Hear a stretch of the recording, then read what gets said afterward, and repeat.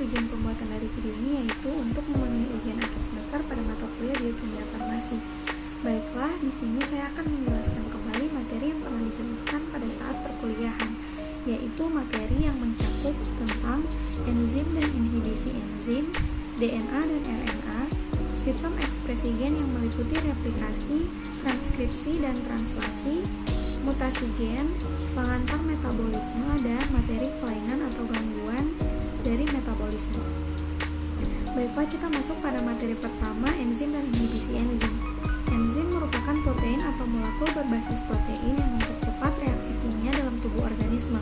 Perannya adalah sebagai katalis untuk reaksi kimia, di mana artinya enzim mendorong perubahan satu zat reaktan atau substrat menjadi produk tertentu. Enzim berfungsi untuk menurunkan energi aktivasi reaksi biokimia, menyebabkan reaksi tersebut berlangsung lebih cepat. Enzim bekerja sangat cepat namun tidak ikut bereaksi dan tidak habis dikonsumsi proses biokimia. Prinsip kerja enzim. Enzim bekerja dengan cara lock and key atau seperti lubang kunci dan kunci dengan substratnya. Substrat memiliki sisi aktif yang dapat bereaksi dengan enzim. Substrat adalah reaktan dalam proses biokimia. Selanjutnya, faktor-faktor yang mempengaruhi cara kerja enzim. Dalam perjalanannya, enzim dipengaruhi oleh sejumlah faktor, di antaranya suhu, pH, konsentrasi substrat, aktivator, dan inhibitor. Selanjutnya, materi yang kedua yaitu DNA dan RNA. DNA merupakan akronim dari deoksiribonukleik acid yang berarti asam nukleat dengan gula ribosa yang kehilangan satu atom oksigen. Di sisi lain, RNA merupakan akronim dari ribonukleik acid yang berarti asam nukleat dengan gula ribosa. Struktur DNA. Struktur DNA membentuk rangkaian double helix yang merupakan pilihan dua rantai polinukleotida. Pada rantai tersebut, 3 ikatan hidrogen menghubungkan sitosin C dengan guanin, sedangkan 2 ikatan hidrogen menghubungkan adenin dan timin. Fungsi DNA. Dalam pelarisan sifat, DNA memiliki fungsi spesifik tertentu. Fungsi DNA antara lain membawa informasi genetik untuk diwariskan dan memiliki peran besar dalam pengaturan sel dengan cara meregulasi pola ekspresi gen yang ada. Selanjutnya, struktur RNA. RNA mempunyai struktur berupa rantai tunggal polinukleotida. Rantai polinukleotida tersebut tersusun oleh basa nitrogen dan gugus fosfat. Basa nitrogen pada RNA meliputi basa purin yang tersusun oleh adenin dan guanin serta basa pirimidin yang tersusun atas urasil dan sitosin. Karena RNA hanya tersusun oleh satu untai, maka RNA dapat dengan mudah membentuk struktur 3D yang beraneka ragam. Mengapa? Karena setiap basa nitrogen bebas untuk berikatan satu sama lain.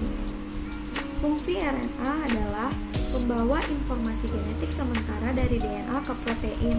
Selain itu, RNA memiliki peran dalam sintesis protein. Materi selanjutnya yaitu tentang sistem ekspresi gen yang meliputi replikasi, transkripsi, translasi, replikasi. Replikasi meliputi proses perbanyakan bahan genetik. Proses yang mengawali pertumbuhan sel replikasi akan diikuti oleh pembentukan sel-sel anakan yang membawa duplikat bahan genetik hasil replikasi. Selanjutnya, komposisi bahan genetik sel anakan sangat identik dengan komposisi genetik sel induk. Kesalahan dalam replikasi bahan genetik dapat mengakibatkan perubahan pada sifat sel-sel anakan. Selanjutnya, transkripsi. Transkripsi merupakan proses penyalinan kode-kode genetik yang ada pada urutan DNA menjadi molekul RNA. Transkripsi merupakan proses yang mengawali ekspresi sifat-sifat genetik yang nantinya muncul sebagai fenotip. Dan yang terakhir adalah translasi.